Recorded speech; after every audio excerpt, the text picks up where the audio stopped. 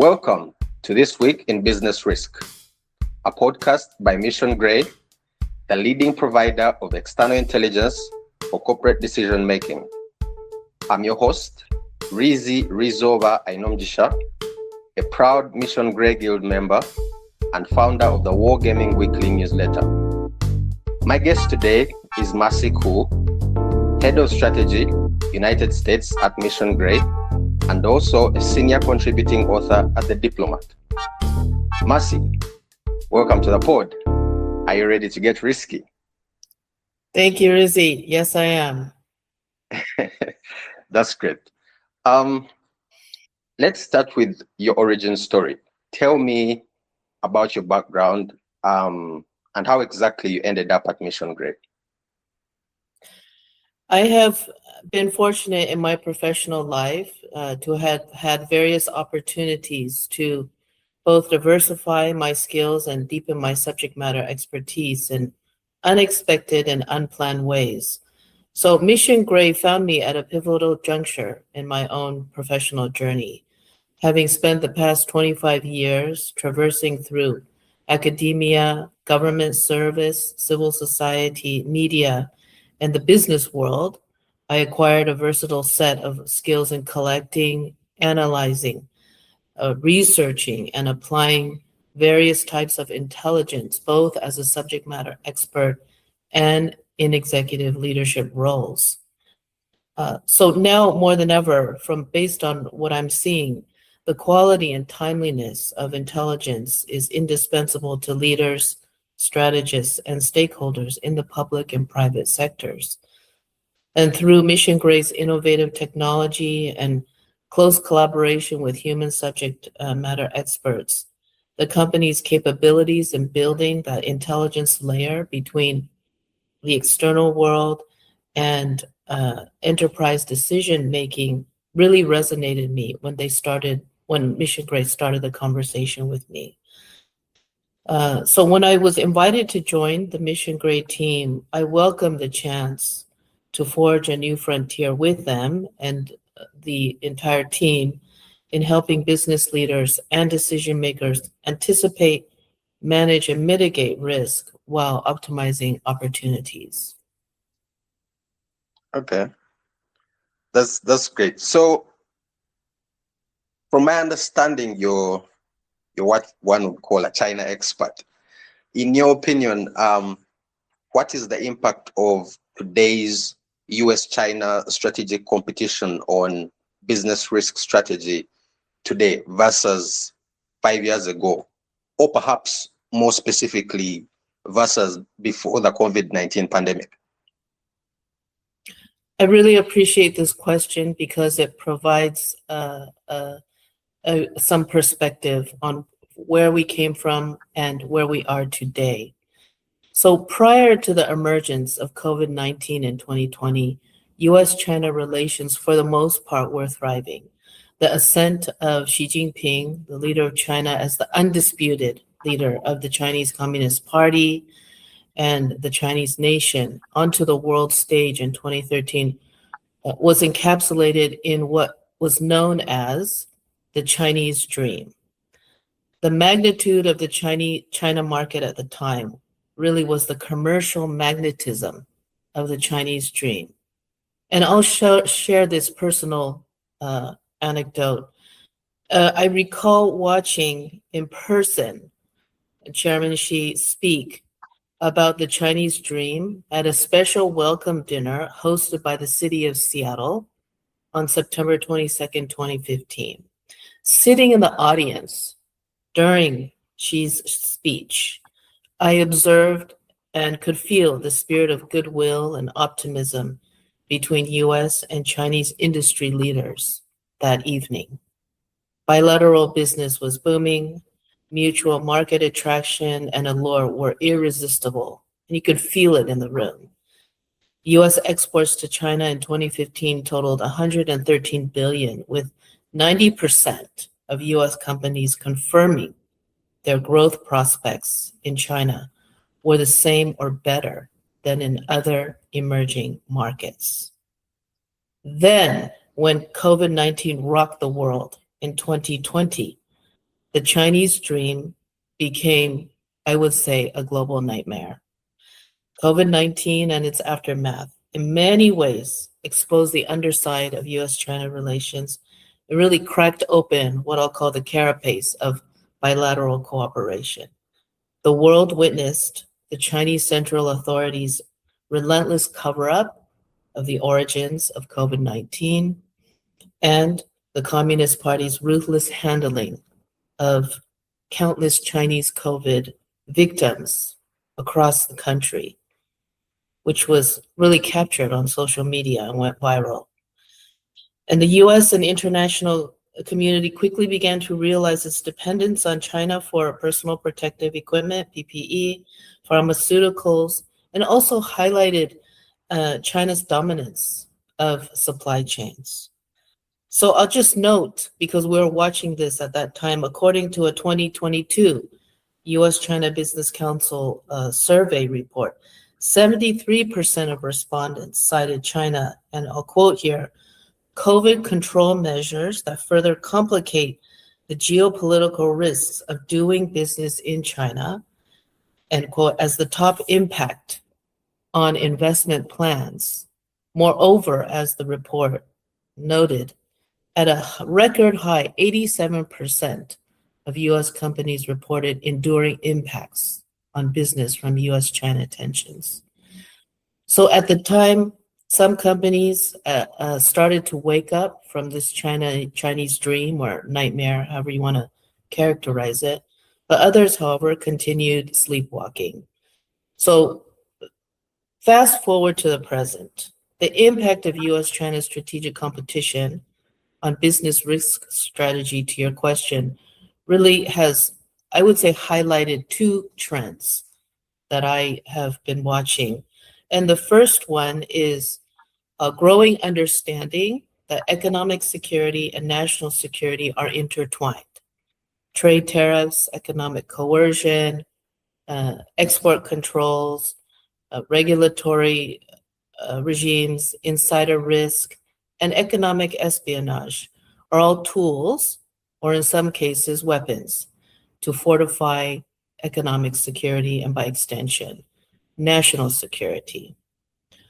So I'd like to reference a report in 2025, published in 2025 by Harvard Business School and the US Chamber of Commerce Foundation.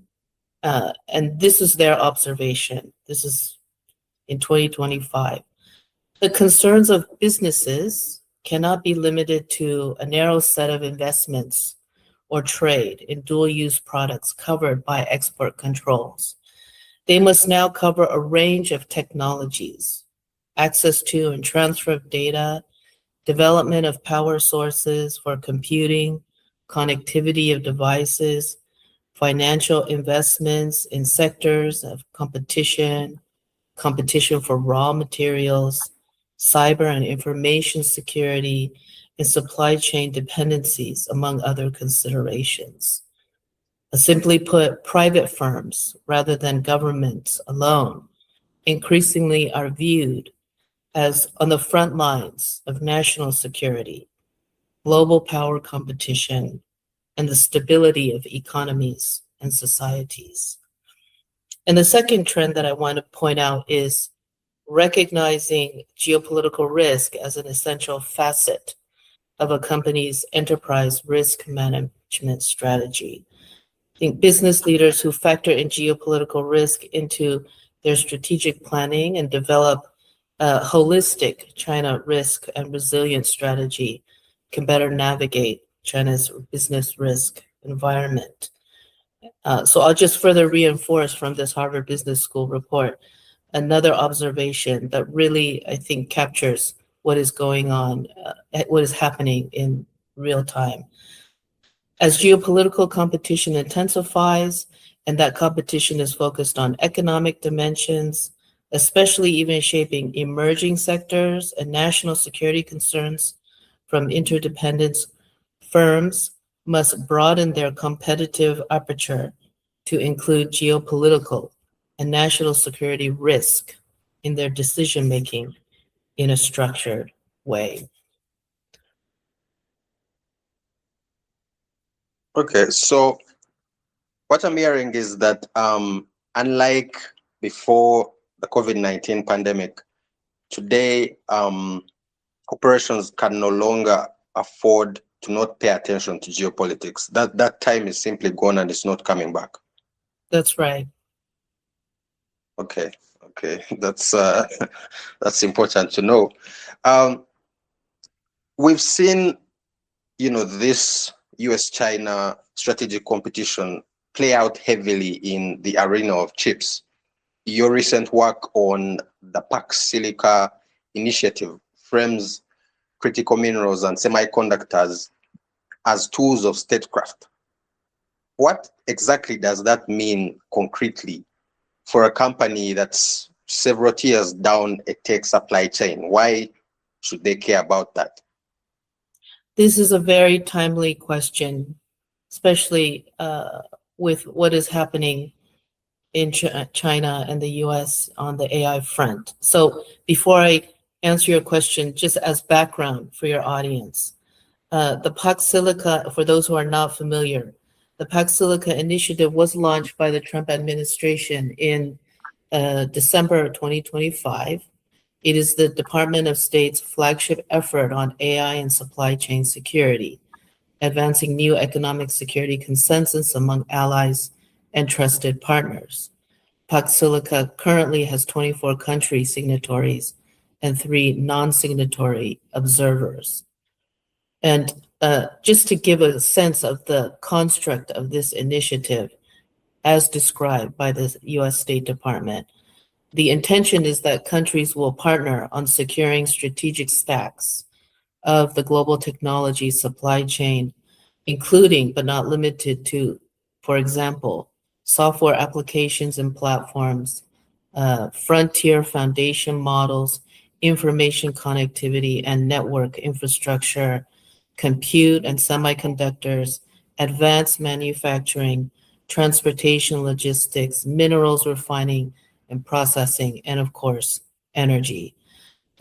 So here, the shared commitment among the signatories would focus on probably 4 areas, and that's to pursue projects jointly to address AI supply chain opportunities and vulnerabilities in priority critical minerals, semiconductor design, fabrication and packaging, logistics and transportation, compute and energy grids and power generation, as well as pursue new joint ventures and strategic cooperation in investments, as well as protect sensitive technologies and critical infrastructure from undue access or control by what's known as countries of concern. And then lastly, build trusted technology ecosystems, including information communication technology systems, fiber optic cables, data centers, foundational models, and applications. So that is the State Department's explanation of how this initiative should work and the principles behind it.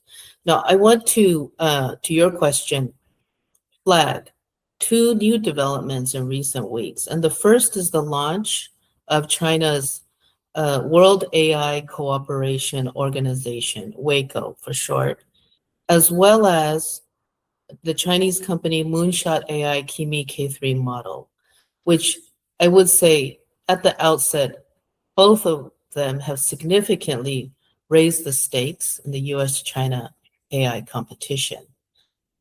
China's direction, as revealed through both of these events, has become clearer and more consequential. China's World AI Cooperation Organization, WACO, was launched on July 16th with 29 signatories. It's basically a geopolitical statement that Beijing intends to shape global AI norms, particularly across the global south. At the same time, Beijing is considering export controls on advanced AI models and chips, as well as tighter limits on overseas access to its most capable systems. So the WACO impetus really is, I would say, a combination of national security, industrial competition, and geopolitical influence. It is a sovereignty play and a response to US controls. Now, relative to Pax Silica, Beijing is effectively building a rival framework focused, again, on the global south, and they've been doing a lot of work there, at least over the past decade. And that would be lower cost adoption, broader external outreach, but with increasingly selective protection of its most valuable capabilities. So I would say the biggest geopolitical development to watch is the widening of the US-China AI race into software models, governance institutions, and allegations of model theft, which has come up in the news. Washington and Beijing are really preparing official AI talks. As we know, Reuters recently confirmed that it will happen in September. The exact date and location have not been confirmed, but we know it's going to happen in advance of the Xi-Trump summit on later in September. But it suggests that both sides at least are open to dialogue on setting guardrails and terminology setting around frontier AI. But I would note that these talks should not be mistaken for de-escalation. They are occurring alongside the US consideration of restrictions on Chinese open-weight AI models. And also recently reported in the news, direct White House allegations that Moonshot Kimi K3 distilled Anthropic's technology, Anthropic being a US AI firm, and access restricted NVIDIA Blackwell chips in Thailand. I'm sure more will be coming out of the national security community on that front. But it's the opening salvo of raising the stakes, actually intensifying the competition. So these latest developments confirm that US-China AI competition is no longer just about shipping advanced chips into China. It now covers, number one, where models can be used, and two, how they are trained, three, whether foreign subsidiaries can act as access channels, and fourth, whether AI governance blocks form around competing standards. So the whole idea of who will be the standard setter, US or China, the EU, that's still in play right now. And so in this setting, one point takeaway from all of this is now infrastructure itself becomes political. Where are data centers built? Where is data stored? Who has access to it? What are the security protocols, etc.? So optical networking, sovereign hosting, GPU clusters, software access, model provenance increasingly sit in one integrated policy challenge. So the debate on whether US companies should use open weight Chinese AI models has economic security and national security implications. So now specifically to your question, what are the implications for a tech company several tiers down the tech supply chain? I would say a first order priority would be to take steps to assess the impact of these Chinese AI models on the companies, presumably whether it's a US company, European company, Asian company, to assess whether using them for their own company AI architecture, business opportunities would be in compliance with their countries and particularly with US regulations, since this is going to be, we know that based on the Pax Silica initiative, those stakeholders in the initiative would want to have some transparency, right, into their compliance with Pax Silica principles. Okay. So first of all, thank you very much for that background on the Pax Silica initiative. what I'm hearing once again is that even if you're a small company, you're not Nvidia, you're not Apple, you're not Microsoft, you still have to pay attention to geopolitics, the latest developments, and incorporate them into your strategy, because you will not be immune just because there's no one who's too small to be affected by this developing AI war. That's correct. That's right. Even small, medium-sized enterprises at least should be aware of all of the everything that's going on, because somewhere down the line, if they are integrated into the supply chain, regardless of what level, they should be aware of potential downstream implications for their business. Okay. Now, obviously, this, you talked about this being the first salvo in what we could call the AI war, but it's also happening, on top of the already existing geopolitical tension around Taiwan. Now, once again, I'm trying to put myself in the mind of a, medium-sized company. How can a company, mitigate against a risk like possible conflict in the Taiwan Strait, given that so much of it, semiconductors especially, can't simply be diversified away in the short term? Like, why should we even bother? Is it even worth attempting? Like, should we just give up?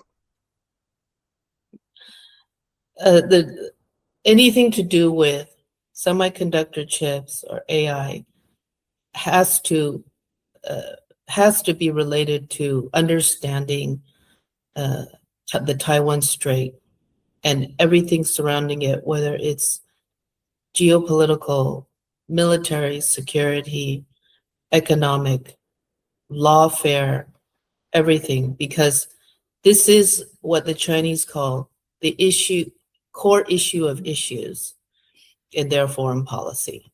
So just to have some general awareness, even if for smaller, medium-sized companies, to be aware of the geostrategic landscape will help understanding what is the impact of the U.S.-China strategic competition, and particularly the dynamics in the Taiwan Strait.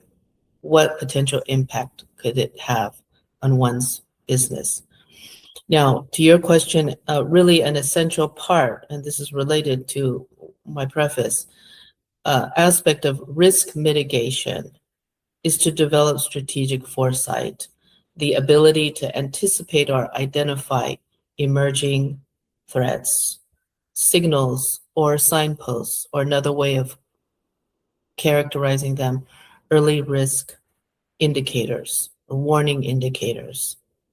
So in a Taiwan Strait conflict, companies large and small should develop a range of scenarios specific to their industry and where they're operating, identify risks for their company's assets, their personnel, are their personnel somewhere in Greater China, physical security to buildings, to technology, reputational risk if something should happen, and to market share.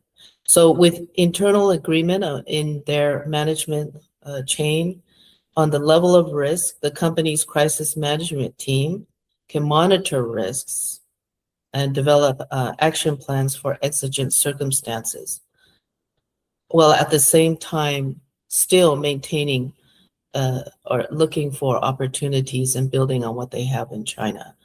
And so this helps at least prepare for possible extenuating circumstances with the understanding that if their plan is to operate long-term in China, at least they will not be surprised by any conflict that would arise. So for example, let me be more specific. A Taiwan Strait conflict could emerge in various forms and degrees. It could be kinetic, right, with weapons, or cyber attack of some sort, economic blockade, or a slow strangulation, similar to what has happened in Hong Kong, through lawfare, changing the laws or imposing laws. The Chinese have a broad range of tools and strategies and tactics, including propaganda, that they are currently using. And of course, gray zone tactics that are well known to all China watchers. So the point here is to design risk scenarios that can help leadership think through plausible outcomes and then identify, well, what are those early warning indicators that their company should be watching for in their particular industry? And then think about, okay, how is their supply chain resilience plan up to date, relevant?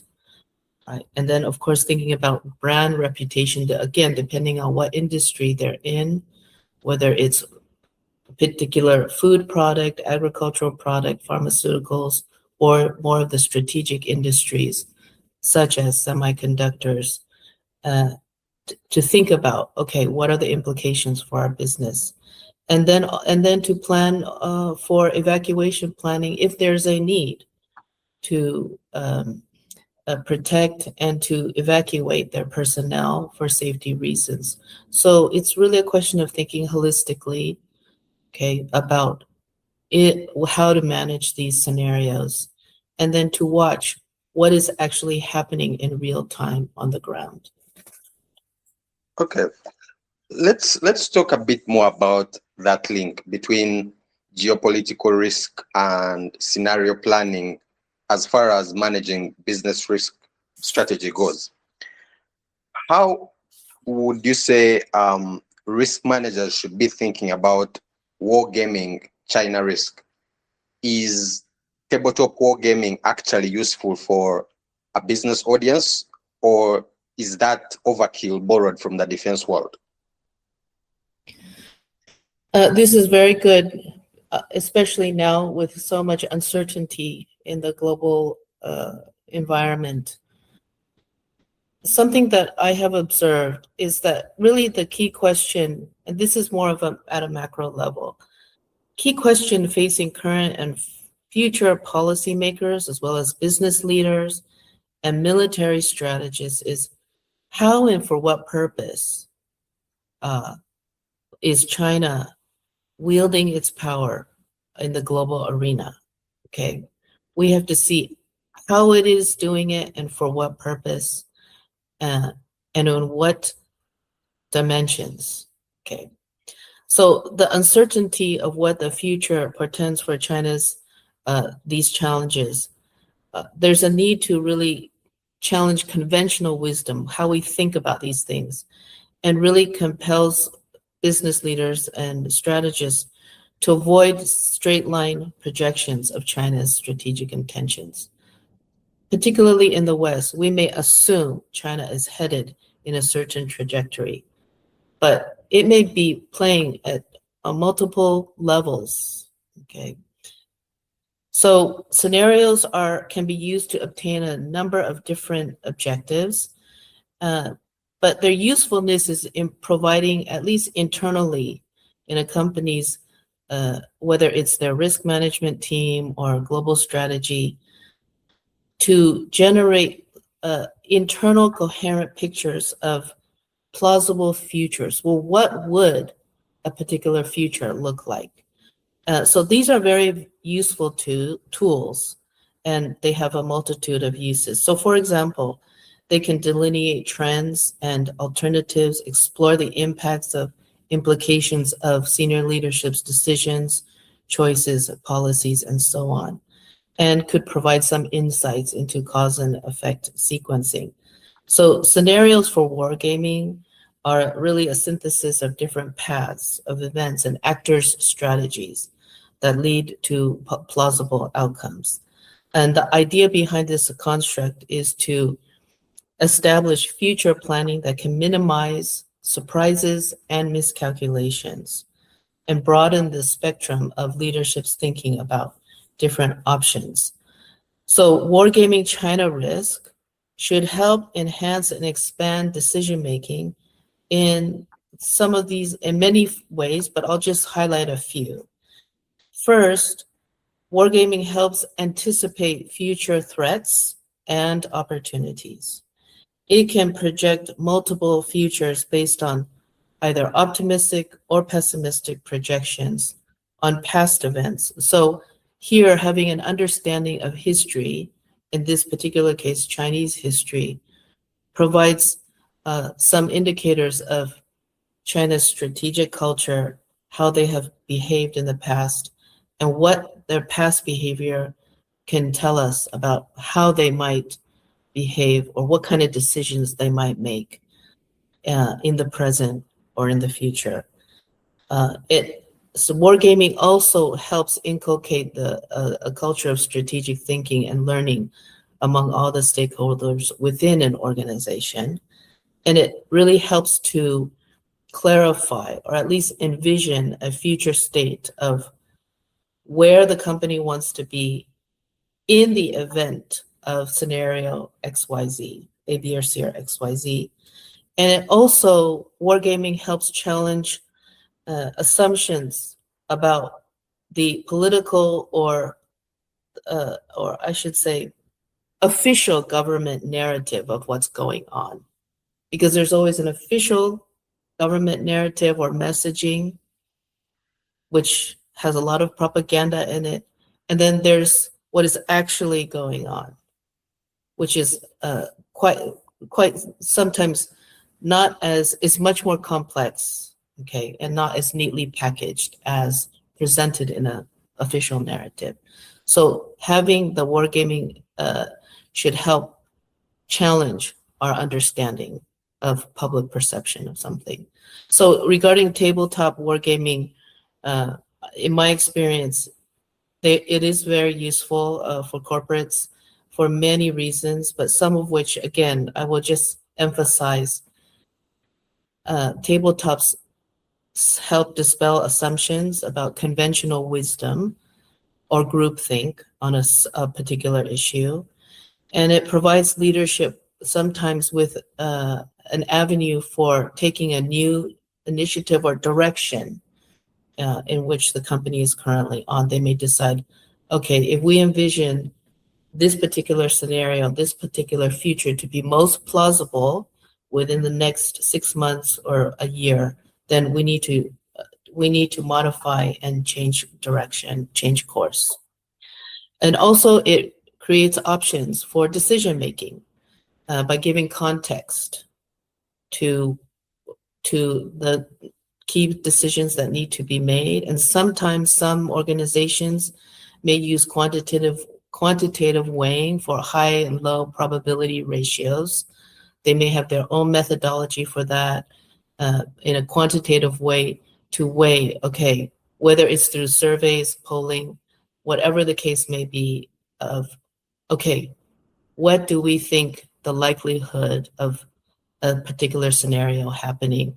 And rather than having it be based on gut feeling or subjective interpretation, there's actually something, the quantification of it actually has, it enables a stronger evidence-based, empirical-based decision process making or understanding of the probability of that scenario to happen.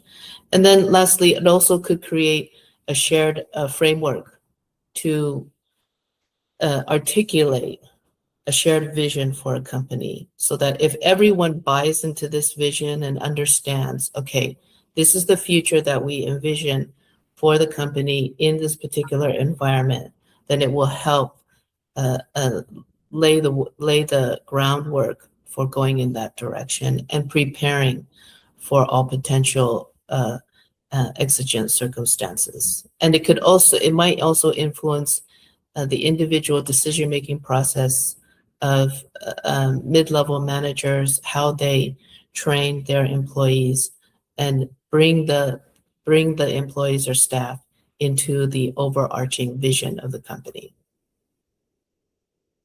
Okay, so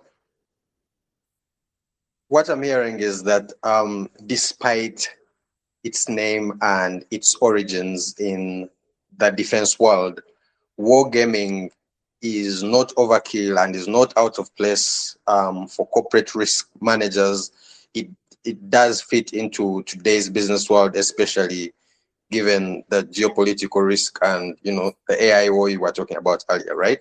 Absolutely. Yes. Yes. Yes. And I have worked with companies that use tabletop wargaming for critical decisions. So it definitely is relevant. Okay. Now, let's get a bit more specific. So, say I'm a corporate risk manager, I'm listening to this episode of This Week in Business Risk, and I'm feeling a bit more convinced about, the idea of embracing, this wargaming thing. For a company that's just starting to build this business wargaming slash scenario planning muscle, we've never done this before, or we did it 5 years ago. What's the first scenario you, as an expert, would recommend they actually build? And how does external intelligence in general and Mission Gray in particular fit into all this? I think with a lot of startups coming up, at least in the United States, this is an important question to really help these, whether it's a new business or a business that is reconsidering their approach to the US-China competition, is to really think through, okay, so regarding what a potential first scenario would be, I would say it would be necessary to run an alternative futures exercise, first of all, to lay the conceptual groundwork with a view to generate a first scenario that defines what is the future of the company, what would it look like? Okay, so what potential futures, what would be the ideal future for the company? Or let me just put it in simple terms: good, bad, ugly, and unknown. Let's say 4 scenarios.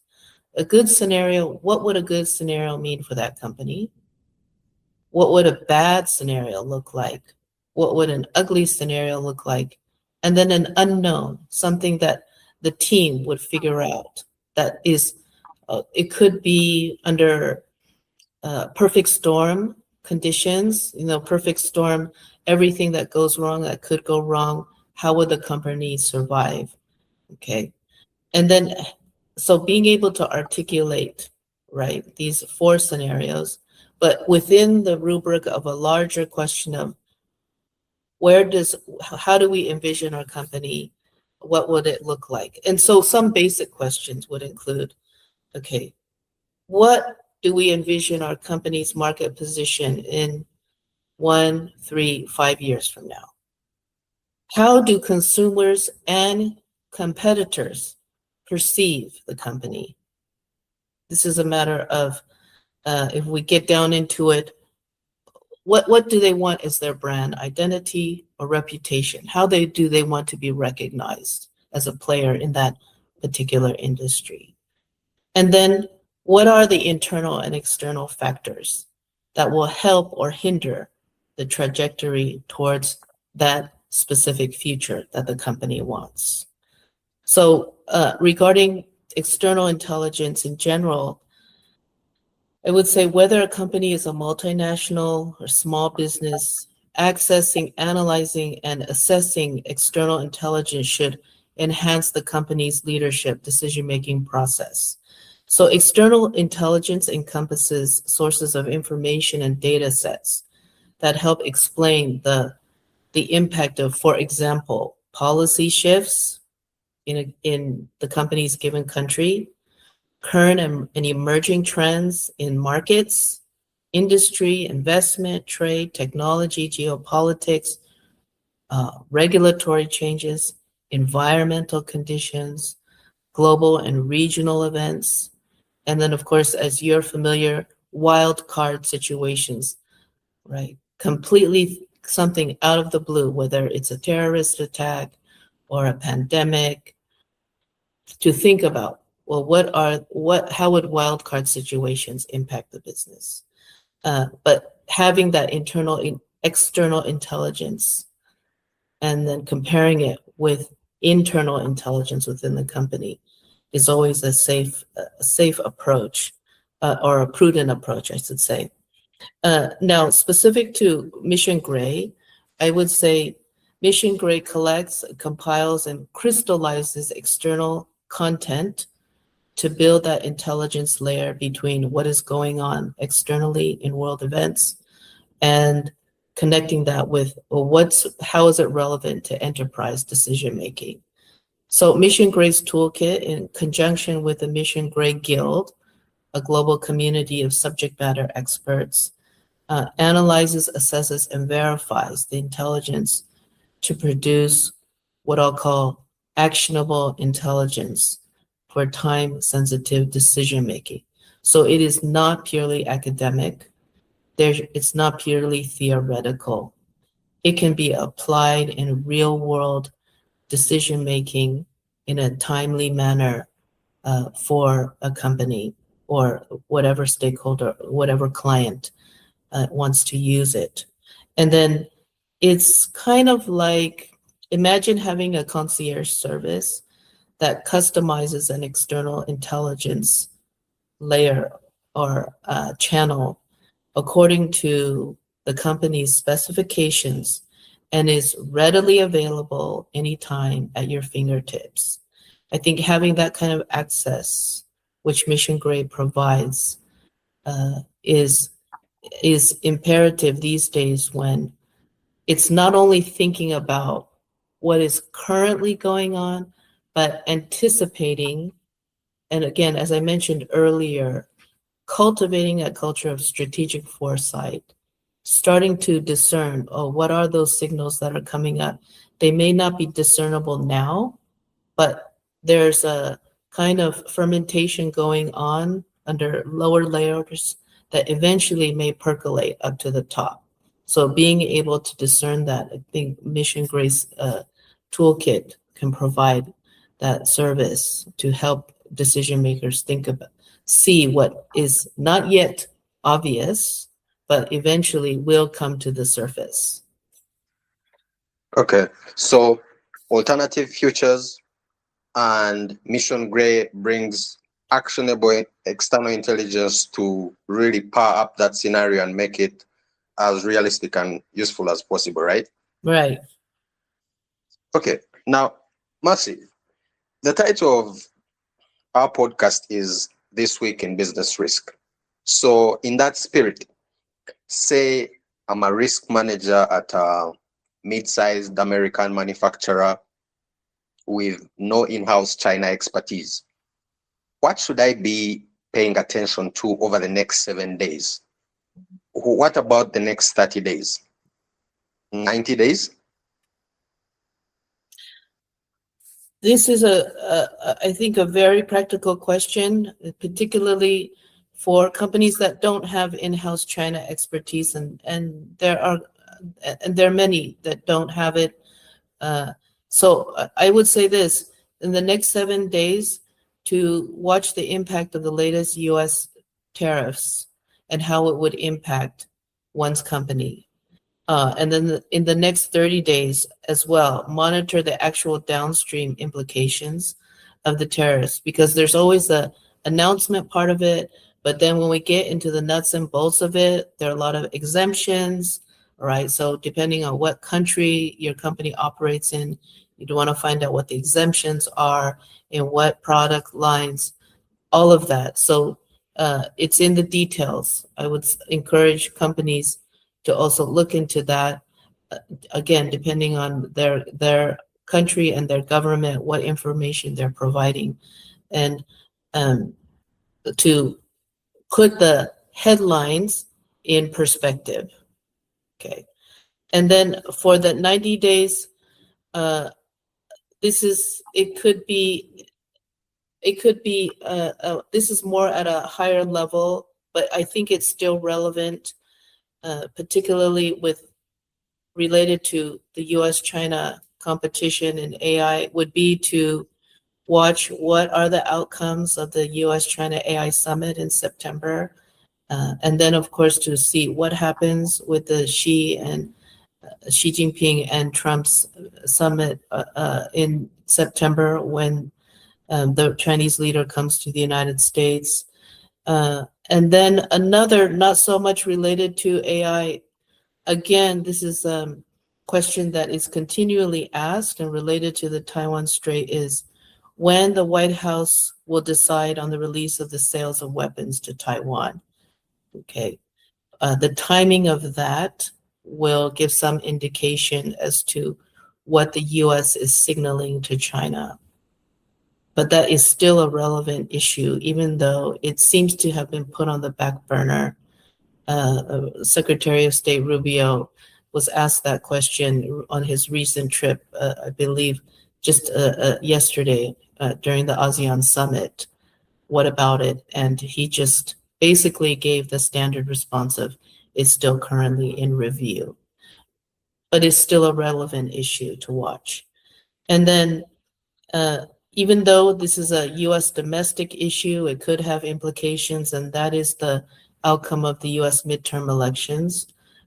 It's a good gauge for the US public sentiment toward the White House and the Congress, and really what it means more broadly for US leadership and investor confidence on the world stage.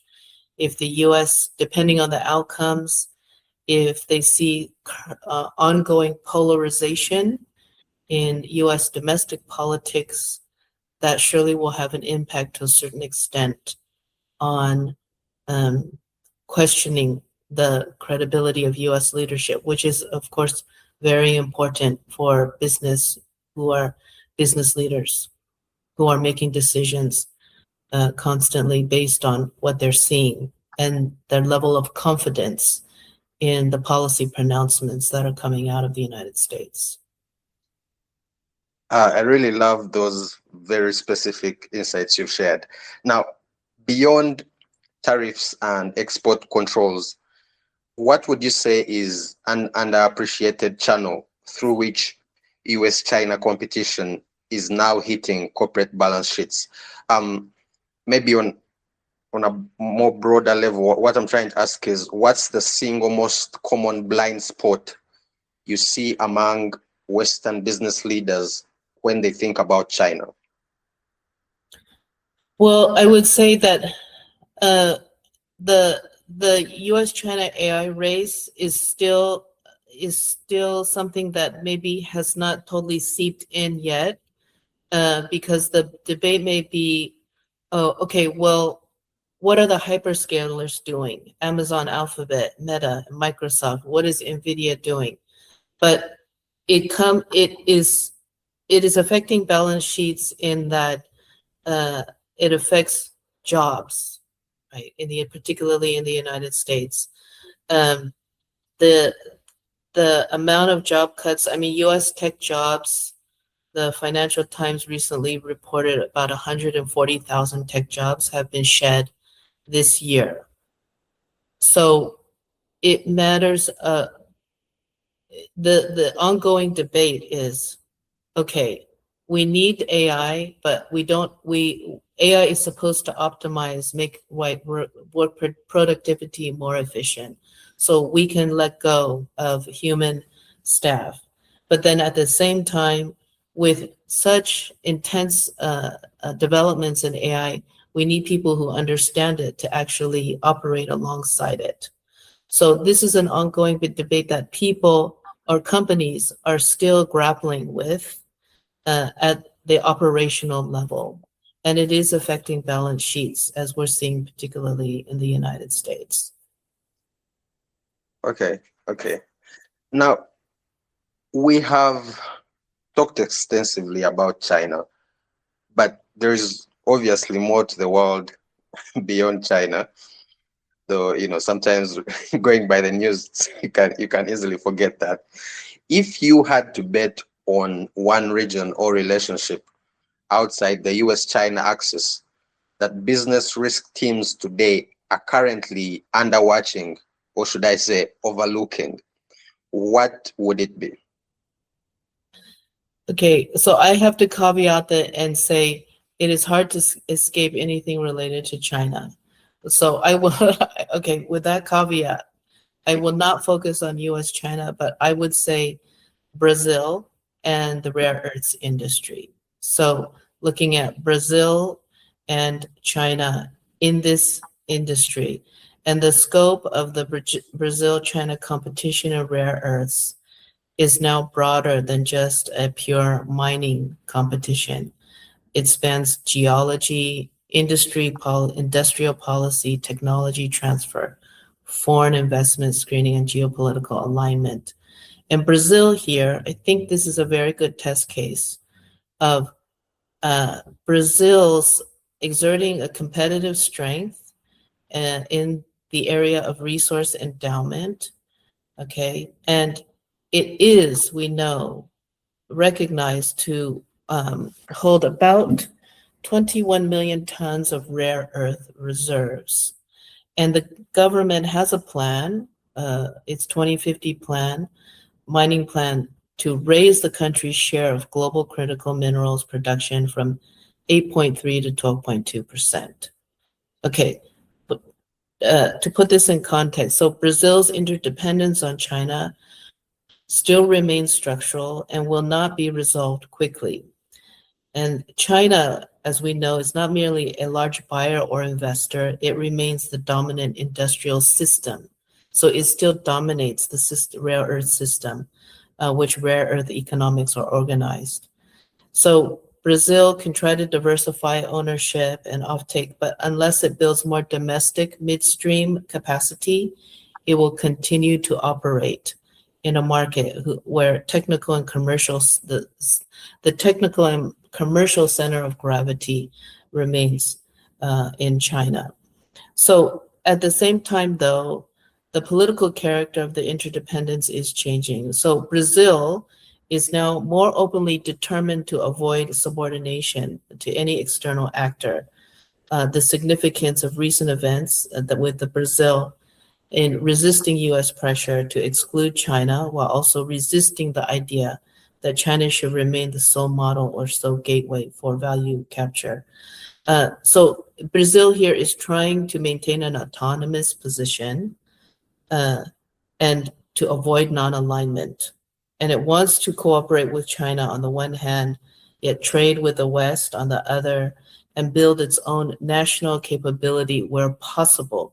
If it succeeds in doing this, it could open a whole new vista or dimension in this US, China, EU, South America competition over rare earths industry. So I think this is an area worth watching and something that, even though it may not be directly related to a company's business, if they're not operating in Latin America, still to watch what Brazil does, I think will provide a lot of insights to how it would be able to maneuver in the future.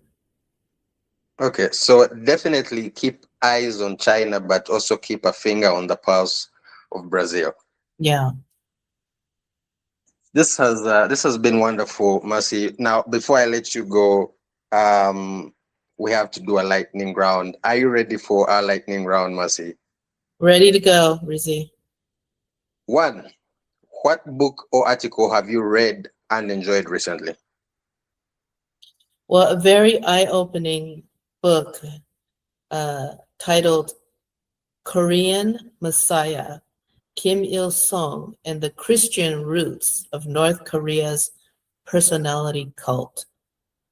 Is absolutely fascinating. It's written by Jonathan Chen, who is the current China bureau chief of the Wall Street Journal. And I actually met him when he did his book talk in DC a few months ago. But nevertheless, it is a fascinating chronicle of the Christian roots of Kim Il-sung-ism, okay, which is a pervading ideology in North Korea, and the deep impact of the highly influential American evangelist Billy Graham on Kim Il Sung, which I was not aware of. Kim Il Sung, in many ways, for lack of a better word, repackaged Billy Graham's gospel or preaching into Kim's gospel of Juche, the Korean word for self-reliance, which eventually evolved into the cult of personality ideology of 3 generations of the Kim dynasty that controls North Korea. Oh, wow, that sounds very, very interesting. Um, I, you know, being Ugandan, we also have a huge evangelical community, and it also has its roots in the US. American pastors came down here in the late 90s and early 2000s and sowed the seeds to break what used to be the duopoly in Christianity between the Catholics and the Protestants. They created a whole new sect that's really going strong. So it's interesting to hear what that they did even way more impactful work in North Korea. Okay, number 2. What movie or TV show have you watched and enjoyed recently? So I recently watched a documentary about Nobu, the legendary Japanese celebrity chef. Nobu is short for Nobuyuki Matsuhisa. And Nobu really, he is a very well-known chef, master chef, restaurateur, runs a business with the actor Robert De Niro. But Nobu, I was so impressed. He embodies really the pinnacle of culinary acumen and artistry, just meticulous in presentation of every meal. And then also just his personal journey filled with humanity, magnanimity, and humility, because he faced many setbacks, but was able to build his Nobu empire. And then, of course, the entrepreneurial vision behind it. So I recall my meal at Nobu in New York City years ago. It really was a culinary experience as fine art. Okay, so that's the perfect segue to our last lightning round question. So speaking of culinary excellence and matters, what is the riskiest meal or drink you have ever had? Okay, the riskiest meal was eating black pork on Jeju Island in South Korea. So a fun fact for you and your listeners, or I should say an indigestible fun fact, is that until the 1960s, black pork was known as poop pork in the local Jeju dialect. So at the time, and I'm so glad I did not know this until after I ate the meal, these black pigs were kept under latrines to ingest fecal matter as a means to dispose of human waste. Okay. Oh, wow. So fortunately, the practice, will be very clear, no longer exists. South Korea's highly advanced waste management technology has completely replaced Jeju black pigs. I should note that Jeju black pigs have gained national heritage protection status in 2015 because they're so rare. But the Jeju black pork I had was smoked over burning hay, given its smoky flavor with a succulent marbling and texture similar to beef. So, needless to say, it was an unforgettable meal. Okay, so the question in all our minds is, was it delicious? Of course it was. It was. But I think it was particularly delicious because I didn't know any of the background of the black pork before I ate it. Ignorance is really bliss. This has been absolutely lovely. Mercy, thank you so much for all the actionable insights that you have shared with us as far as risk management goes, and giving us all this background information on the US-China relationship. I really hope we get to have you back. Well, thank you so much. It's really been a pleasure, Rwizi.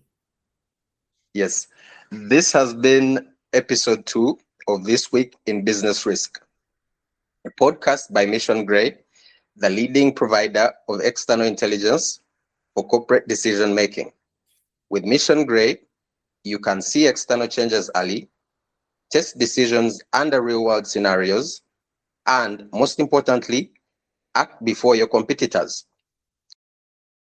If your company is operating in shipping, aviation, manufacturing, mining, banking, insurance, investment, real estate, wealth and asset management, Mission Gray is the only tool you need to understand what is happening outside your company and what it means for your decisions.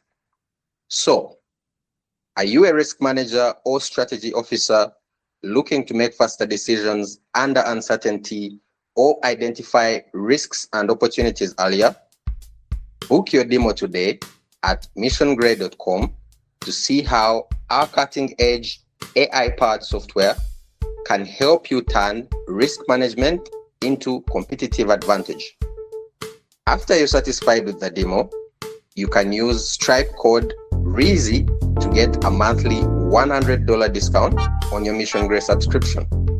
That's RWIZI, Rwizi, for a monthly $100 discount on your Mission Gray subscription at missiongray.com. Thank you for listening. Until next time, I remain yours in risk, Rwizi.